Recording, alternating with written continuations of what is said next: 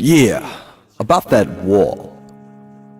I had a friend, we'll call him Yo Chi for the moment, and he grew up in Berlin, on the east side, or the former east side of Berlin. Now you gotta understand what or how Berlin and this wall was. There's West Berlin, which was the actual more free part of the city, where the West Berliners were attached to West Germany, and they can move freely, meaning they can travel throughout the world if you're from West Berlin. But the physical wall was actually around West Berlin. So those outside the wall, in the east part, they could not get in the west, and even from the east, which was very big, but they couldn't travel. So this guy, Yo G, he grew up there. That's all he ever knew. Lived on the east side and couldn't travel to the west side of Berlin and couldn't go to any other countries. Okay, I guess probably Poland, Russia, and certain cities on the east side of Europe they could go. But if they were allowed to travel, probably not, generally speaking, the masses, the population masses. Yeah, so he grew up. That's all he knew. I can't go. He had a son. His son, I guess somewhere in between the ages of 8 and, let's say, 12. Yo G loved the Golden Gate Bridge. Seen it in pictures, seen it in movies. The limited amount of movies they were allowed to watch, American, British, Russian, or otherwise, but they did get, and they got their own, of course, East Side productions. There's things, they did know of things going on in other parts of the world, no doubt. So he had a thing for the Golden Gate Bridge and kind of a fantasy to go to San Francisco. It was a fantasy in a real sense of the word, where it's not going to happen, at least not in my lifetime. That's what he thought. Now, back to his son. At that tender age, his innocence is shining through. He asks his father, "Can we go to the Golden Gate Bridge? Let's go. I would like to go. You want to go, so let's go." And his father replies the first time, "Son, we can't." And that's just the end of that conversation. Then his son, the innocent one, tries it again. "Yo, Dad, can we go to San Francisco?" "No, we can't." "Well, why not?" And his father starts to think, I guess for the first time in a different mindset, why not? Because it's not coming from the inside, it's coming from an outside energy, asking, why can't we go? What's stopping us? And these questions went on, when as far as now the son is, well, I believe he answered first because they don't take our money there. And as his son, the inquisitive one, in his innocence, well, let's go to the bank and change money. Father thinks about that. Never thought about that. Answers, we can't. They don't take our money. For them, it's not worth anything. And the son is like, that doesn't make sense. He has an idea of exchanging money, innocent or not. He gets the idea of it. Well, if you go here, dollar's a dollar. So anyway, it goes on and on and on. This goes on for months with questions that just keeps coming up. And Yo G, again, he's never asked. He never thought to ask. He never questioned it. He just accepted it. You can't go. Okay, no question. His son forced him to question why we can't go. They don't want us there.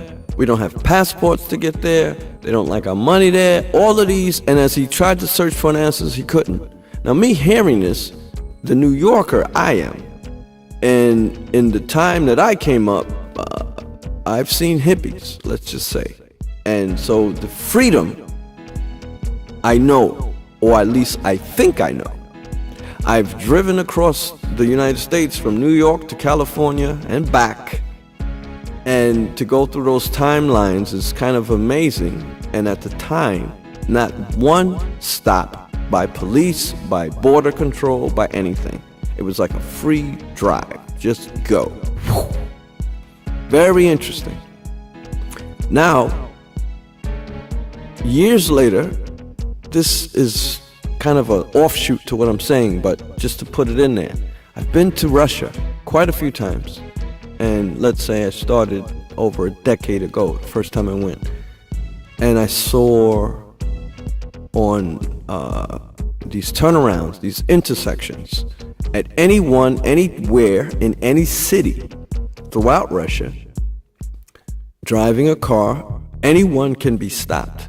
And when you're stopped at these intersections, it's usually a fine involved. And no matter what, you did something wrong or something's wrong with your car, and you will be fined. And if you don't pay, it's trouble. And I've been stopped once or twice, and strange things have happened. That's another story. Just to say, I've seen the checks and stops throughout Russia. I've been through the border controls between many countries, which these countries are like the American states. They're so close to each other, and some of them, they do speak a different language, and they could be, just close to each other. They're small, and they're near each other. Interjection. If you're in the States and you drive, depending on what state, 3-4 hours, you're in a new state. In the former Soviet Union, Eastern Russia, same thing with country to country. 2, 3, 4 hours, you're in a new country. Boom, different language, could be in total, everything's just different. But the border control is what I'm talking about. The stops, oh my God. Be it known, that's a thing of the past. The hardcore, as I'm talking about. So I was amazed at this after starting with the freedom, for example, to drive across the United States. Now, to be in this Eastern world, to see these checks and stops. And excuse me, I said now, but in the past. The present, over the years, I've seen the former Soviet Union countries ease up on a lot of what I just talked about.